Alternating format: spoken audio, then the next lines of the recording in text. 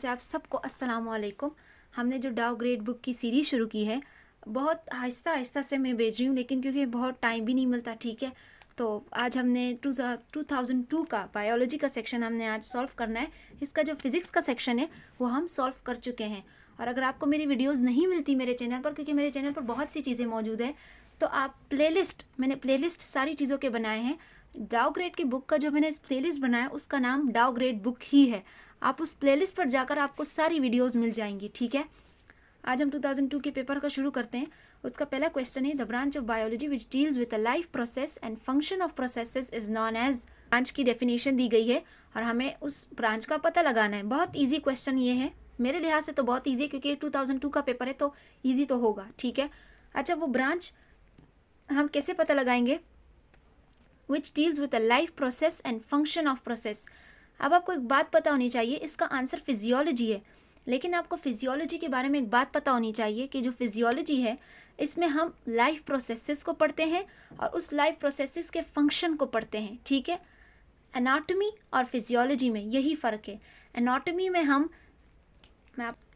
में हम जो स्ट्रक्चर है ह्यूमन बॉडी का, जो इनसाइड का स्ट्रक्चर है उसके पार्ट्स को पढ़ते हैं, ठीक है। एनाटॉमी में हम ह्यूमन बॉडी के इंटरनल पार्ट्स को पढ़ते हैं, लेकिन फिजियोलॉजी में हम ह्यूमन बॉडी के प्रोसेसेस को पढ़ते हैं। For example digestion, respiration, reproduction, nervous coordination, endocrine system, इस सारे प्रोसेसेस को जब हम इस प्रोसेसेस को पढ़ते हैं और इसके फंक्शन को पढ़ते हैं तो वो फिजियोलॉजी बन जाती है। लेकिन अगर हम एक एक पार्ट्स को पढ़ें तो वो एनाटॉमी बन जाती है। तो एनाटॉमी और फिजियोलॉजी में बहुत फ़र्क समझ में नहीं आता बंदे को, लेकिन एनाटॉमी में हम ह्यूमन बॉडी के पार्ट्स को, फॉर एग्जांपल हम लिवर को पढ़ रहे हैं, हम एक ऑर्गन को पढ़ रहे हैं, हम स्टमक को पढ़ रहे हैं, हमें पता लगाना, एनाटॉमी में हमें पता लगाना होता है कि स्टमक कहाँ पे पड़ा हुआ है, कहाँ पे नज़र आ रहा है, कहाँ पर मौजूद है हमारी ह्यूमन बॉडी में। लेकिन फिजियोलॉजी में हम क्या पढ़ते हैं? स्टमक के बारे में हम क्या पढ़ते हैं कि स्टमक एक डाइजेशन प्रोसेस का एक पार्ट है और वो किस किस तरह काम करता है, ठीक है। Question number 2, said that protoplasm is the basis of life. ये होगा बेसिस ऑफ लाइफ, ठीक है। यानी हमारा जो प्रोटोप्लाज्म है वो लाइफ का बेस से, यानी बुनियाद है, उसी से एक सेल बना है और उसी से हमारी ह्यूमन लाइफ स्टार्ट हुई है। प्रोटोप्लाज्म जो है वो एक लाइफ का बेस है, ह्यूमन बॉडी का बेस है। वो किस साइंटिस्ट ने कहा था? तो आपको पता है, रॉबर्ट ब्राउन ने न्यूक्लियस डिस्कवर किया था, रॉबर्ट हुक ने सेल के बारे में कुछ डिस्कवर किया था। हमारे पास बचा सी और डी ऑप्शन। इसमें जो हग्सले है, हग्सले ने कहा था कि जो प्रोटोप्लाज्म है वो लाइफ का बेस है, ठीक है। यानी प्रोटोप्लाज्म से ही लाइफ शुरू हुई है।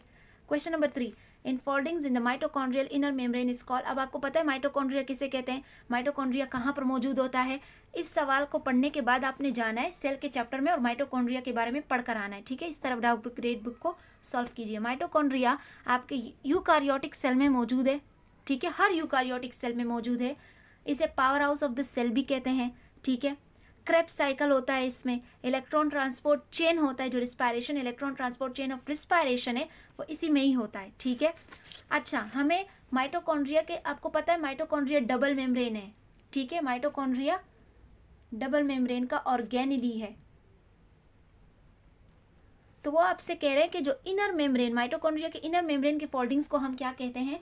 तो हम बोलते हैं क्रिस्टाई। अब आपको थोड़ा सा कंफ्यूजन आपको मुझे दूर करना है, क्योंकि जो एंडोप्लाज्मिक रेटिकुलम है और गोल्जी अपैरेटस है, ये दोनों भी हमारे हर यूकारियोटिक सेल में ये दोनों पाए जाते हैं। अब इनमें भी फोल्डिंग्स है, जस्ट लाइक मैंने लिखा हुआ है कि foldings in endoplasmic reticulum and foldings in Golgi apparatus. इन दोनों की जो फोल्डिंग्स है हम उसे बोलते हैं क्रिस्टर्नाई, ठीक है। ये फ़र्क आपने याद रखना है। ये जब मैं पढ़ती थी तो मुझे बहुत कन्फ्यूजन थी, ठीक है। ये आपकी कन्फ्यूजन मैं मिनटों में दूर कर रही हूँ। एंडोप्लाज्मिक रेटिकुलम और गोल्जी अपैरेटस क्रिस्टर्नाई, ठीक है। और जो माइटोकॉन्ड्रिया है उसकी फोल्डिंग्स को हम कहते हैं cristae. Question number 4, the bond present between carbohydrate units, ठीक है। इसे कार्बोहाइड्रेट यूनिट्स कहें, या अगर यहाँ पर होता सेक्राइड्स तो आपको कंफ्यूज नहीं होना चाहिए था, ठीक है। अगर यहाँ पे कार्बोहाइड्रेट यूनिट्स के बजाय सेक्राइड्स होता तो आप बिल्कुल भी कंफ्यूज नहीं होते। क्यों? क्योंकि कार्बोहाइड्रेट यूनिट्स को सैकराइड्स भी बोलते हैं। तो कह रहे हैं कि the bond present between carbohydrate units, या अगर यहाँ पे सैकराइड्स में होता तो आप क्या बोलते, ग्लाइकोसाइडिक लिंकेज। इसका आंसर होता ग्लाइकोसाइडिक लिंकेज। अब और ऑप्शंस पर हम आते हैं। पेप्टाइड बॉन्ड होता है अमाइनो एसिड्स में, कोवलेंट बॉन्ड आपके हर बॉन्ड में पाया जाता है, ग्लाइकोसाइडिक लिंकेज आपके कार्बोहाइड्रेट्स के यूनिट में पाया जाता है, और इलेक्ट्रोस्टैटिक बॉन्ड आपके आयोनिक कंपाउंड्स में पाया जाता है। ठीक है, मेरा पढ़ाने का तरीका ऐसा ही है। मैं आपको और जो इन्होंने ऑप्शंस दिए गए हैं इनको भी मैं आपको सॉल्व करवाती चली जाऊंगी। Question number 5, days discover the microscopic creature under the microscope in the red blood cells of malarial patient. वो कौन सा साइंटिस्ट है जिसने मलेरिया पेशेंट के ब्लड सेल्स को लेकर उसमें एक माइक्रोस्कोपिक क्रिएचर देखा था, जिसे हम आजकल प्लाज्मोडियम बोलते हैं। ठीक है, उस वक्त तक किसी को पता नहीं था कि ये प्लाज्मोडियम है, लेकिन माशाल्लाह अब सबको पता है। तो वो कौन से साइंटिस्ट थे? लेवरिन। The non living part of protoplasm is, अच्छा प्रोटोप्लाज्म का नॉन लिविंग पार्ट, प्रोटोप्लाज्म का लिविंग पार्ट भी है और नॉन लिविंग पार्ट भी है। ठीक है, जिस तरह कि आपको पता है प्रोटोप्लाज्म हम एक पढ़ते हैं ना, cell wall is the non living part and cell membrane is the living part of protoplasm. ठीक है, सेल वॉल जो है वो भी नॉन लिविंग पार्ट है। The non living part of protoplasm is Golgi bodies, inclusion, organelle and endoplasmic reticulum. देखो Golgi bodies, endoplasmic reticulum और organelle, तीनों के एक ही मायने हैं। कैसे? ऑर्गेनेली सेल, अगर मैं आपसे कहूँ सेल ऑर्गेनेलीज क्या है तो आप क्या कहोगे?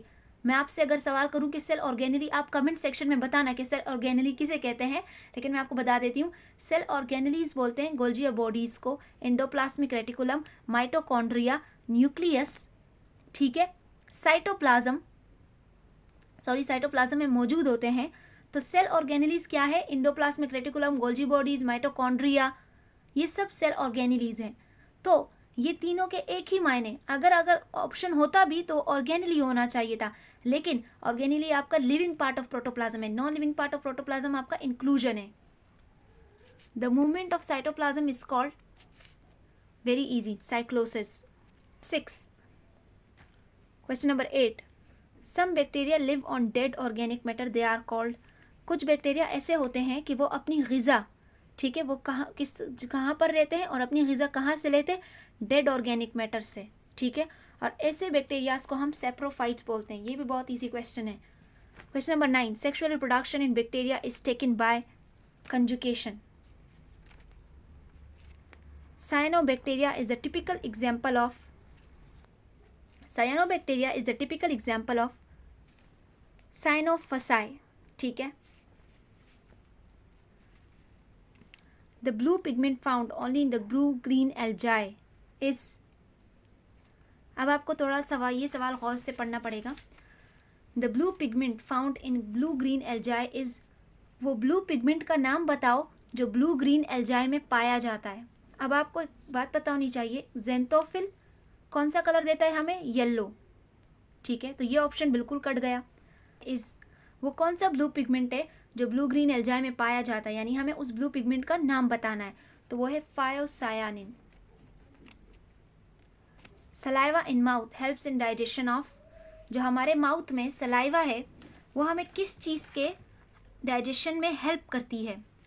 हमें ऑप्शन दी गई है।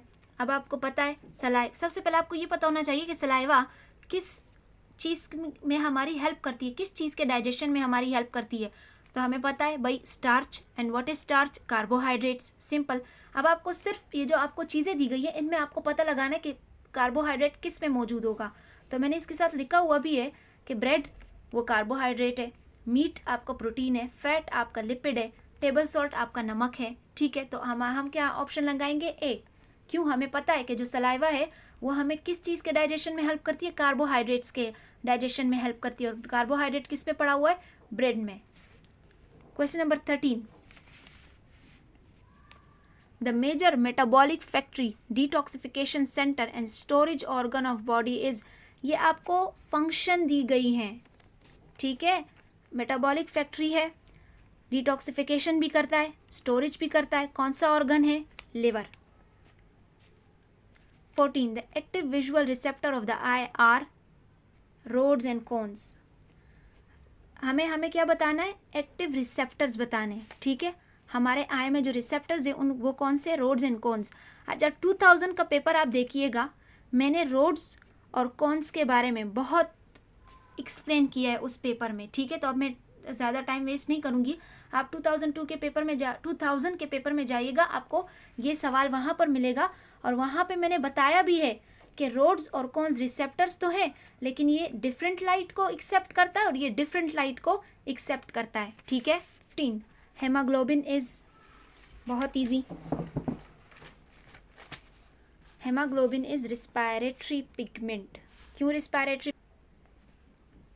The excretory organ in insects are, हमें एक्सक्रीटरी ऑर्गन बताना है इंसेक्ट्स में।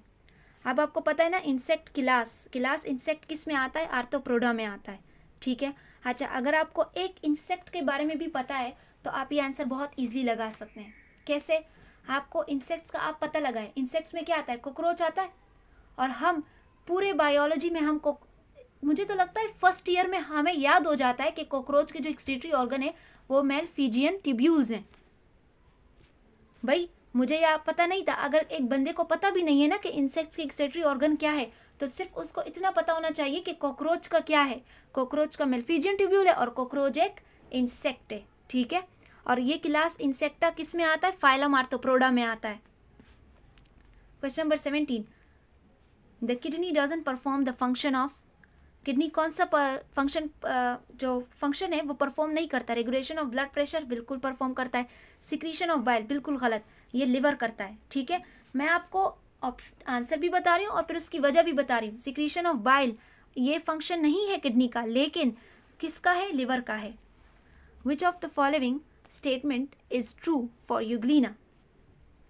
Following statement is true for Euglena, ठीक है। आप इसे यूग्लिना भी बोल सकते हैं, यूग्लिना भी बोल सकते हैं। कौन सा जो स्टेटमेंट है यूग्लिना के बारे में वो ट्रू है? तो वो ऑटोट्रॉपिक एनिमल, यूग्लिना एक ऑटोट्रॉपिक एनिमल है। ऑटोट्रॉपिक मतलब खुद अपना ग़िज़ा बनाता है। Question number 19. During inspiration the path of air is, यानी ड्यूरिंग इंस्पायरेशन यानी जब हम सांस अंदर लेते हैं, यानी ड्यूरिंग ब्रीथ इन हमारा जो हवा है उसका रास्ता किस तरह होता है? आंसर तो है नॉस्ट्रिल्स, फेरिंग्स, फिर स्ट्रेचिया, फिर ब्रोंचाई, फिर लंग्स। अच्छा, ये आपको अगर एक आपने पढ़ा है रिस्पायरेटरी सिस्टम सही तरीके से तो आपको पता होगा कि पहले नॉस्ट्रिल्स आते हैं, फिर फेरिंग्स आता है, फिर ट्रेचिया आता है, फिर ब्रोंचाई, फिर लंग्स, ठीक है। लेकिन मुझे आपकी एक कंफ्यूजन दूर करनी है जो कि मुझे बहुत ज़्यादा थी स्टडीज़ के दौरान। अच्छा, रास्ता तो यही है, ट्रेचिया टू ब्रोंचाई, ब्रोंचाई टू ब्रोंचियोलिस, फिर ब्रोंचियोलिस से एल्वियोली डक्ट, एल्वियोली डक्ट से एयर सेक और एल्वियोलाई, ठीक है। आप उसे एयर सेक कहे या एल्वियोलाई कहे, बात एक ही है, ठीक है। यहाँ पे जो आपको रास्ता दिया है वो तो सीधा सीधा नॉस्ट्रल से फेरिंग्स, फेरिंग्स से ट्रेचिया, ट्रेचिया से ब्रोंचाई और ब्रोंचाई से लंग्स। लेकिन मैं आपको पूरा इंटरनल रास्ता बता रही हूँ क्योंकि अब इतने इजी क्वेश्चंस नहीं आते, ठीक है। अब वो थोड़े मुश्किल दे देते हैं, सवाल यही होते हैं लेकिन थोड़े से ऑप्शन मुश्किल दे देते हैं। तो मैं आपको बता रही हूँ, ट्रेचिया से हम उसी तरह ब्रोंचाई में जा रहे हैं जिस तरह के यहाँ पे था ट्रेचिया टू ब्रोंचाई, लेकिन ब्रोंचाई से फिर हम ब्रोंचियोल्स में जाते हैं, ब्रोंचियोल से हम एल्वियोलर डक्ट में जाते हैं और एल्वियोलर डक्ट में कंटेन होती है वो हवा, कंटेन कौन करता है? फिर एयर सेक और एल्वियोलाई, ठीक है। यहाँ पे मैंने कंटेन इसलिए लिखा है क्योंकि जो एयर सेक या एल्वियोलाई है ये उस हवा को फिर कंटेन करती है, फिर बाहर निकाल देती है, ठीक है। आप एल्वियोलाई कहे या एयर सेक कहे, एक ही बात है, ठीक है। अब एक और भी कंफ्यूजन मुझे आप लोगों की दूर करनी है कि जो ब्रोंचस है ये सिंगुलर है और उसका प्लूरल ब्रोंचाई है, जो हम कहते हैं ना ट्रेचिया टू ब्रोंचाई, ठीक है। यानी प्लूरल क्योंकि दो लंग्स है ना आपके, तो दोनों लंग्स के ब्रोंचाई में वो चला गया। लेकिन अगर यहाँ पे ब्रोंचस होता तो आपने कंफ्यूज नहीं होना था क्योंकि ये ब्रोंचाई ही ब्रोंचस है, लेकिन एक को हम ब्रोंचस बोल रहे हैं और दो को हम ब्रोंचाई बोल रहे हैं। एल्वियोलस आपका सिंगुलर और प्लूरल को हम एल्वियोलाई बोलते हैं, ठीक है। दोनों लंग्स के एल्वियोलस को हम क्या बोलेंगे? एल्वियोलाई। अगर एक की बात, एक लंग्स की बात हो रही हो तो फिर हम एल्वियोलाई नहीं कहेंगे, हम फिर कहेंगे एल्वियोलस, ठीक है। तो ये भी बहुत कन्फ्यूजन होती है। Question number 20, the manufacture food is transported to various region by a process called translocation, ठीक है। ये प्लांट्स की तरफ से ये एक सवाल है। इस बार तो कहा था इन्होंने कि प्लांट से कोई सवाल नहीं आएगा, लेकिन बहुत से सवाल आए थे प्लांट से। The protoplasm is shrink in the solution of, अब आपसे पूछ रहे हैं कि जो प्रोटोप्लाज्म है वो किस सोल्यूशन में श्रिंक होगा। पहले तो आपको ये पता होना चाहिए कि प्लाज्मोलाइसिस क्या है। प्रोटोप्लाज्म की श्रिंकेज को प्लाज्मोलाइसिस ही बोलते हैं, ठीक है। प्लाज्मोलाइसिस की श्रिंकेज मतलब सुकड़ना, उसका प्लाज्मोलाइसिस से पानी का निकलना या सुकड़ना, पानी निकलना एक ही बात है, उसे हम प्लाज्मोलाइसिस बोलते हैं। द प्लाज्मोलाइसिस की श्रिंकेज यानी प्रोटोप्लाज्म की श्रिंकेज यानी प्लाज्मोलाइसिस किस सोल्यूशन में होती है? हाइपरटोनिक सोल्यूशन में, जब हमारा सोल्यूट्स बहुत ज़्यादा हो जाता है। 2, the natural clock in the human body is pineal body, ठीक है। पाइनियल बॉडी हमारे ब्रेन में एक छोटी सी बॉडी होती है जो हमारे लिए नेचुरल क्लॉक का काम करती है। The fore brain is divisible into 2 compartments, into 2 components. हमारा जो फोर ब्रेन है वो 2 कॉम्पोनेंट्स में डिवाइड है, वो है टेलेंसिफेलॉन एंड डाइंसिफेलॉन, ठीक है। अब थोड़ी और कंफ्यूजन दूर करते हैं आपकी। हमारे ब्रेन को किस हिस्सों में डिवाइड किया गया है? फोर ब्रेन में, हिंड ब्रेन में, मिड ब्रेन में, ठीक है। हम यहाँ पे फोर ब्रेन को डिस्कस कर रहे थे कि फोर ब्रेन टेलेंसिफेलॉन और डाइंसिफेलॉन में हमने डिफ्रेंशिएट किया हुआ है। फिर diencephalon it is differentiated into 2 cerebral hemisphere या सेरेब्रम। आप उसे सेरेब्रल हेमिस्फीयर करें या सेरेब्रम, एक ही बात है। देखिए जब और आ जाता है ना, तो और का मतलब ये दोनों आप कह सकते हैं, ये एक ही चीज़ है लेकिन आप 2 नाम है इसके, ठीक है। मतलब एक ही चीज़ है बट 2 नाम है, ठीक है। तो टेलेंसिफेलॉन इज डिफ्रेंशिएटेड, ये मैंने पूरी आपके सिंध बोर्ड की, अगर आपको यकीन नहीं आ रहा तो आप अपनी बुक खोलिएगा, ये पूरी उसकी मैंने लाइन लिखी है। खुद से मैं नहीं लिखती, ये आपकी बुक से मैं देखकर लिखती हूँ, ठीक है, ताकि आपको क्लियर रहे। अगर आपको शक हो रहा है तो आप अपनी बुक उठा के ज़रूर देखिएगा। Telencephalon it is differentiated into 2 cerebral hemisphere या सेरेब्रम, दोनों बोल सकते हैं आप। हिंड ब्रेन किस में डिवाइडेड है? सेरेबिलम, पोन्स और मेड्यूला ओब्लंगेटा। इसका मैंने अपने लिए एक ट्रिक रखी थी, दैट इज़ पीएमसी, ठीक है।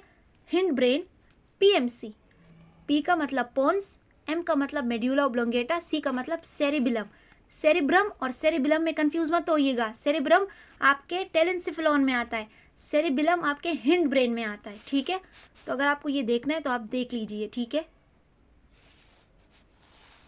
आप अपने सिंध बोर्ड की बुक उतारिएगा, आपको वहां पर भी मिल जाएगा, सही है, आप देख लीजिए।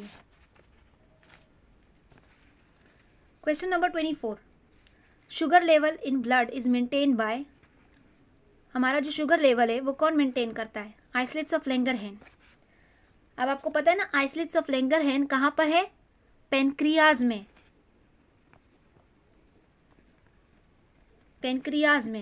पेनक्रियाज पर ये एक पैचेस होते हैं, ठीक है। आइसलेट्स ऑफ लैंगरहैंस कहाँ कैसे होते हैं? एक पैचेस के फॉर्म में मौजूद होते हैं और इसमें बीटा सेल और अल्फा सेल मौजूद होता है, ठीक है। बीटा सेल से आपका इंसुलिन निकलता है, अल्फा सेल से आपका ग्लूकागोन निकलता है, शुगर लेवल को मेंटेन रखते हैं। 25, in meiosis 1 crossing over take place in dash stage. Crossing over takes place in stage, आपका जो मियोसिस 1 है उसमें क्रॉसिंग ओवर कब होती है? तो वो डायप्लोटीन में होती है। अब आपको एक बात बताऊं, ये सवाल आया था, वो शायद क्रॉसिंग ओवर का नहीं पूछ रहे थे, वो शायद लिंकेज का या साइनेप्सिस का पूछ रहे थे, लेकिन इस टॉपिक से सवाल आया था, कुछ इसी तरह का ही आया था। 26, vertebral column is the part of dash skeleton, is the part of axial skeleton. Appendicular में आपके लेग्स और आर्म्स आते हैं, ठीक है। Question number 27, muscles pulls the limb outward away from the body is, वो मसल बताए, उस मसल्स को हम इस सवाल को आपने ज़रूरी समझना है, ठीक है। 27 क्वेश्चन क्या है, वो मसल्स हमें बताए, उस मसल्स को हम क्या कहेंगे जो हमारे लिम्ब यानी एक्सटेंशंस, ठीक है, एक्सटेंशंस माने एक्सट्रीमिटीज़, ठीक है, एक्सट्रीमिटीज़ माने अपेंडेजेस यानी, और अगर सिंपल वर्ड्स में मैं आपको कहूँ तो लेग्स और आपके हैंड्स, ठीक है। अगर आपसे कोई कहे लिम्स अपेंडेजेस तो आपने कंफ्यूज नहीं होना, लिम्स और अपेंडेजेस का मतलब आपके लेग्स एंड हैंड्स ही हैं, ठीक है। तो आपसे कह रहे हैं कि the muscle pulls the limb outward away from the body is, उस मसल्स का आप नाम बताए जो हमारे लिम्स में है, हमारे लिम्स पे नहीं है, उस मसल्स का नाम बताए जो हमारे लिम्स यानी हमारे पैर और जो हमारे हाथ है, outward away from the body, हमारे बॉडी से उसे दूर ले जाते हैं। यानी उन मसल्स को हम क्या कहेंगे जिसकी मदद से हम अपने जो लेग्स और आर्म्स है अपने बॉडी से दूर लेकर चले जाते हैं। Outward away from the body मतलब दूर लेकर चले जाते हैं। तो उस मसल्स को हम बोलते हैं एबडक्टर। किन मसल्स को हम एबडक्टर बोलते हैं, जिसकी मदद से हम अपने हाथों और पैरों को अपने बॉडी से दूर ले जाते हैं, यानी लिम्स को। एडक्टर तब होता जब यहाँ पे आउटवर्ड के बजाय टूवर्ड्स होता, आउटवर्ड अवे अगर ये ना होता और यहाँ पर होता टूवर्ड्स द बॉडी, अगर ये लाइन ना होती और होता dash muscles pulls the limb towards the body, जो हमारे बॉडी की तरफ ले जाए, उसे हम एडक्टर बोलते हैं। क्या बोलते हैं फिर? एडक्टर। लेकिन तब जब टूवर्ड्स होता, यानी उस मसल्स को हम एडक्टर बोलेंगे जो जिसकी मदद से हम अपने हाथों और पैरों को अपने बॉडी की तरफ लाते हैं। And what is protractor? Protector उस मसल्स को हम बोलते हैं जो जिसकी मदद से हम अपनी फॉरवर्ड डायरेक्शन में, ठीक है, फॉरवर्ड यानी आगे की तरफ, जब हम आगे की तरफ बढ़ते हैं जो मसल्स हमारी मदद करता है उसे हम प्रोट्रैक्टर बोलते हैं। एक्सटेंसर किस मसल्स को बोलते हैं? जिसकी मदद से हम, ये रहा क्वेश्चन नंबर 27, एक्सटेंसर्स किस मसल्स को कहते हैं? मसल्स विच ओपन और स्ट्रेचेस अ जॉइंट। उस मसल्स को हम एक्सटेंसर बोलते हैं जब वो, जिसकी मदद से हम अपनी जॉइंट को स्ट्रेट और ओपन करते हैं। फॉर एग्जांपल ट्राइसेप, यानी जब हमारा ट्राइसेप कॉन्ट्रैक्ट होता है तब हमारा जॉइंट स्ट्रेट और ओपन हो जाता है, तो इसलिए हम उसे एक्सटेंसर बोलते हैं, ठीक है।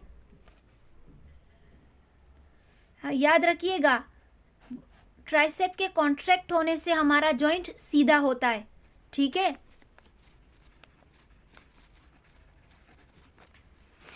हमारा बाइसेप कॉन्ट्रैक्ट होता है, ठीक है, जब हमारा बाइसेप कॉन्ट्रैक्ट होता है तो हमारा जॉइंट कॉन्ट्रैक्ट होता है। लेकिन जब हमारा ट्राइसेप कॉन्ट्रैक्ट होता है तो जॉइंट हमारा ओपन और स्ट्रेट होता है, ठीक है। ये आप ध्यान से पढ़िएगा, बाइसेप के कॉन्ट्रैक्ट होने से हमारा जॉइंट कॉन्ट्रैक्ट होता है, लेकिन ट्राइसेप के कॉन्ट्रैक्ट होने से हमारा जॉइंट ओपन और स्ट्रेट हो जाता है। और बाइसेप को हम बोलते हैं फ्लेक्सर और ट्राइसेप को हम बोलते हैं एक्सटेंसर। क्यों? क्योंकि बाइसेप के कॉन्ट्रैक्ट होने से हमारा जॉइंट फ्लेक्स हो जाता है और ट्राइसेप के कॉन्ट्रैक्ट होने से हमारा जॉइंट ओपन यानी एक्सटेंड हो जाता है, ठीक है।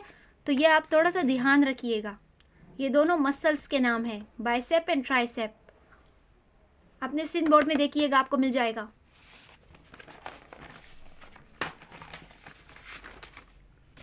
Question number 28, dash hormone stimulates memory gland to secrete milk and process of labour. यह हमारी मेमोरी ग्लैंड को स्टिमुलेट करता है कि मिल्क सीक्रेट किया जाए और प्रोसेस ऑफ लेबर में मदद करता है। Dash germinal layer give rise all the body muscles. Mesoderm. इसके बारे में 2000 का पेपर, आप डाउ ग्रेड बुक का 2000 का पेपर मेरा देखिएगा, मैंने वहाँ पर एक्टोडर्म, इंडोडर्म, मीजोडर्म, इन सब के ट्रिक्स बताए कि आपको ये किस तरह याद करना है, ठीक है। इन तीनों के बारे में मैंने डिटेल में बताया है, ठीक है। तो आप 2000 पेपर जाके देख लीजिएगा। Question number 30, the science of ageing is gerontology, ठीक है, ये बहुत ईजी है। 31, the possible results of crossing between heterozygous and homozygous dwarf is, अच्छा ये आपको आना चाहिए, ये आपको खुद करना है, ठीक है। 31, आप ये क्रॉस कैसे करोगे?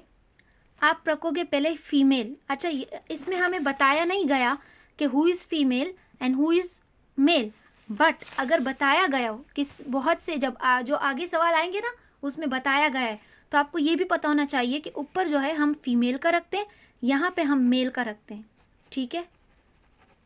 यहाँ पे मेल रखा जाता है, अदरवाइज हमें इसमें नहीं बताया तो आप जो भी रख दो आपकी मर्जी, लेकिन आपको पता होना चाहिए कि प्रॉपर जो टेस्ट क्रॉस है वो किस तरह होता है। यहाँ पे हम फीमेल को रखते हैं, यहाँ पे हम मेल को रखते हैं, ठीक है। अच्छा फिर किस तरह सॉल्व होता है, इस टी को हम पहले इस टी से मल्टीप्लाई करते हैं, फिर इस टी को हम इस टी से मल्टीप्लाई करते हैं, यानी ये जो टी है ये पहले इन दोनों से होगा, फिर ये टी इन दोनों से होगा, ठीक है। जब हमने क्रॉस करवा दिया तो हमें क्या मिला, 3 हमें टॉल मिले, 1 हमें ड्रॉफ मिला, तो यानी 75% tall and 25% ड्रॉफ।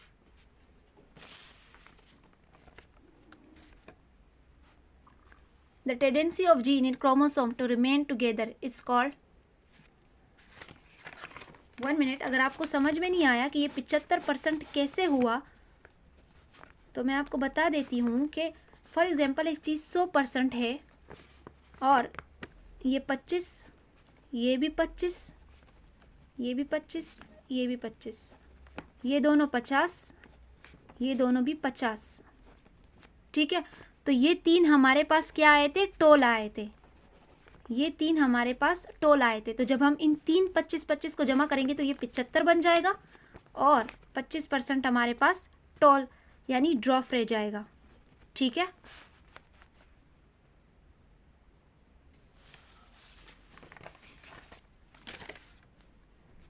(32) The tendency of a gene in chromosome to remain together is called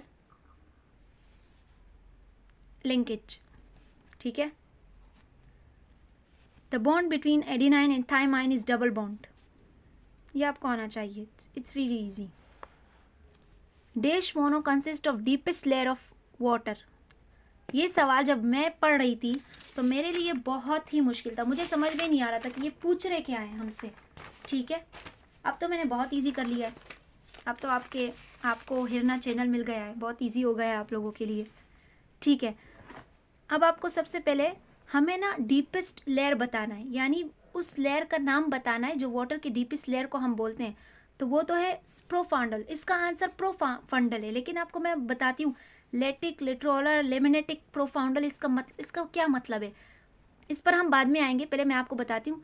लिट्रोलर, emergent plant, ये 3 जो है ना, लिट्रोलर, लेमेंटिक और प्रोफाउंडल, जब आप वीडियो देखेंगे तो मैंने एक तस्वीर में आपको बताऊंगी, उस तस्वीर में आपको ना एक पॉन्ड नजर आएगा, उसमें जो सबसे ऊपर वाला पार्ट होगा लिट्रोलर, यानी सबसे जो ऊपर वाली सतह होती है ना एक पॉन्ड की, उसे हम लिट्रोलर कहते हैं, यानी इमर्जेंट प्लांट।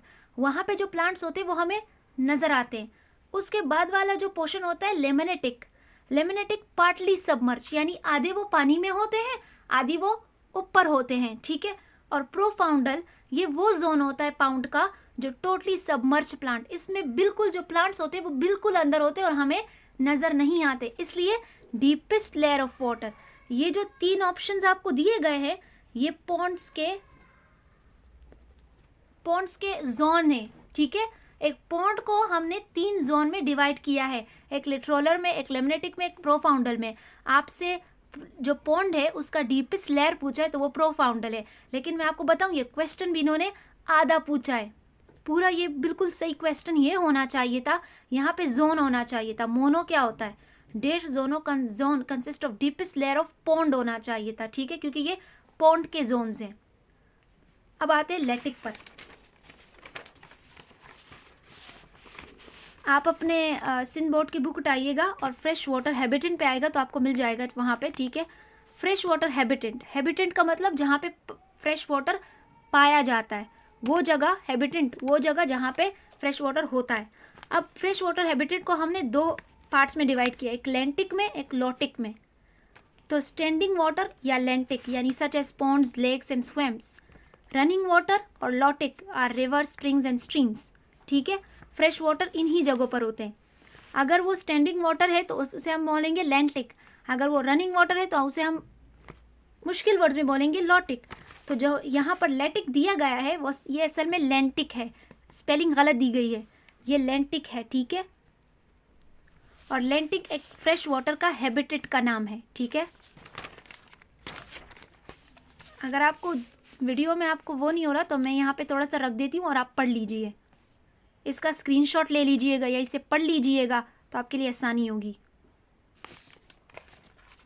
आप इसका भी स्क्रीनशॉट ले सकते हैं। Question number 35, lichens is associated between fungus and algae, ठीक है। इनके दरमियान लीचेंस भी आ जाते हैं। Extra circular chromosome present in bacteria is called plasmid, very easy. 37, the person with Down syndrome has one extra chromosome, ठीक है। 38, the menstrual stage last for 1 to 2 to 5 days, ठीक है। आपका ये मेंस्ट्रुअल साइकिल नहीं है, देखो उसका नाम मेंस्ट्रुअल साइकिल है, लेकिन आपसे पूछा क्या है, मेंस्ट्रुअल स्टेज। अब जो बच्चा है, ठीक है, अगर उसने इसे मेंस्ट्रुअल साइकिल समझ लिया है फिर तो वो 28 डेज ही लगाएगा या 14 से 16 डेज लगाया जाएगा या 8 से 18 डेज, लेकिन आपसे स्टेज का पूछा है जो 1 to 5 डेज है। The eye spot is euglena is sensitive for light, ठीक है, कोई ब्लू रेड लाइट के लिए नहीं होता, सिर्फ लाइट के लिए सेंसिटिव होता है। The whole tail of tadpole and its skills are lost during metamorphosis, the changes. अच्छा, इस पर मैंने बहुत रिसर्च की है। यहाँ पे जो सवाल लगाया है इसकी आंसर कीज़ मैं दे दूँगी, वो इन्होंने थोड़ी सी गलत लगाई है, ठीक है। उन्होंने रेट्रोगेटिव लगाया है लेकिन ये रेट्रोगेटिव नहीं है। मेटामॉर्फोसिस में प्रोग्रेसिव चेंज भी होता है, रेट्रोगेटिव भी होता है, ऑर्गेनाइजेशनल भी होता है, रिग्रेसिव भी होता है। यहाँ पे आंसर रिग्रेसिव है, आंसर ये है, ठीक है। यानी वो आपसे कह रहे हैं कि मेटामॉर्फोसिस हो रही है और उस मेटामॉर्फोसिस के चेंज में क्या हुआ, आपका टेडपोल का जो टेल है, टेडपोल यानी फ्रॉक जब लार्वा के स्टेज में होता है, ठीक है, उसे हम टेडपोल बोलते हैं, उसका जो टेल है वो होल और उसके जो गिल्स है वो लॉस्ट हो गए, तो इस चेंज को हम रिग्रेसिव चेंज बोलते हैं, ठीक है। मेटामॉर्फोसिस में जब आपके गिल्स और टेल बिल्कुल ख़त्म हो जाए तो उसे रिग्रेसिव बोलते हैं। The number of ATP produce during an aerobic respiration is 38, ठीक है। आपसे टोटल 38 होते हैं और 2 हम इस्तेमाल करके 36 हो जाते हैं, लेकिन आंसर यहाँ पे 38 होगा, ठीक है। टोटल पूछा नहीं है, सिर्फ just number of ATP produce during aerobic respiration. अगर ये पूछा होता कि टोटल नंबर तो फिर हम बता देते हैं। नेट, अगर नेट होता तो हम लिख देते हैं यहाँ पे 36। The dark band in muscle fibres are due to myosin and actin, ठीक है।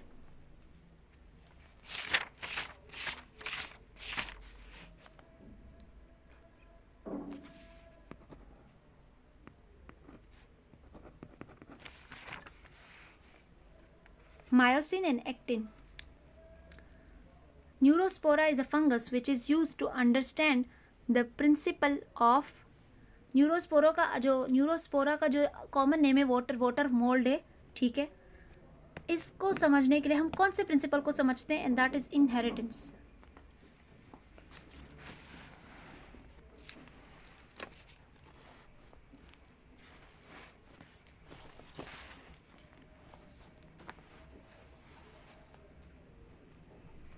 Question number 44, the total autosome in humans are, total जो ऑटोसोम्स है ह्यूमन में वो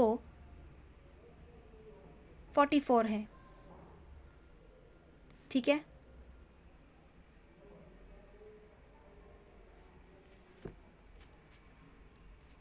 अब आपको मैं बताती हूँ कैसे 44 है। अब आपने अगर इसका भी स्क्रीनशॉट लेना है तो आप ले सकते हैं, ठीक है। ये जो मैंने बनाया है इसका आप स्क्रीनशॉट ले ले जल्दी। अब हम आते हैं total number of chromosomes in human. जो total number of chromosomes in human है वो 46 है, लेकिन ऑटोसोम्स 44 है, 6 क्रोमोसोम्स 2 है। इसी तरह total number of pair of chromosomes in human 23 है, लेकिन ऑटोसोम्स 22 है और 6 क्रोमोसोम 1 है। टोटल ये है, फिर ये इसमें डिवाइड हुए हैं, ठीक है। ये मैंने आपको सारी इन्फॉर्मेशन लिख के दे दी है। The result of non disjunction are all of them. अब आपको पता है ना डाउन सिंड्रोम में क्या होता है, एक एक्स्ट्रा क्रोमोसोम होता है। क्लाइनफिल्टर में भी एक्स्ट्रा क्रोमोसोम होता है। टर्नर में हमारा एक हाइड हो जाता है, एक क्रोमोसोम हाइड हो जाता है, ठीक है। एक एक्स क्रोमोसोम हमारा हाइड हो जाता है, ठीक है। अब नॉन डिसजंक्शन पे हम आते हैं। नॉन डिसजंक्शन है क्या? Non disjunction is defined as the failure of chromosomes और chromatids to segregate during cell division.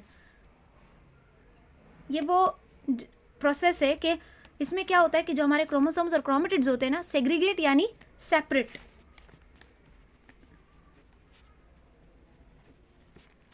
हमारे जो क्रोमोसोम्स है वो सेपरेट नहीं हो पाते सही तरीके से, ठीक है।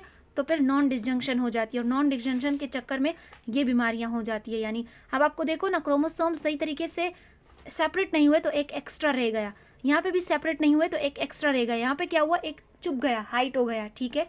तो ऑल ऑफ दी अबव। आप इसका स्क्रीनशॉट लेना चाहे तो ले सकते हैं, नॉन डिसजंक्शन का। इसी के साथ मेरी वीडियो ख़त्म होती है।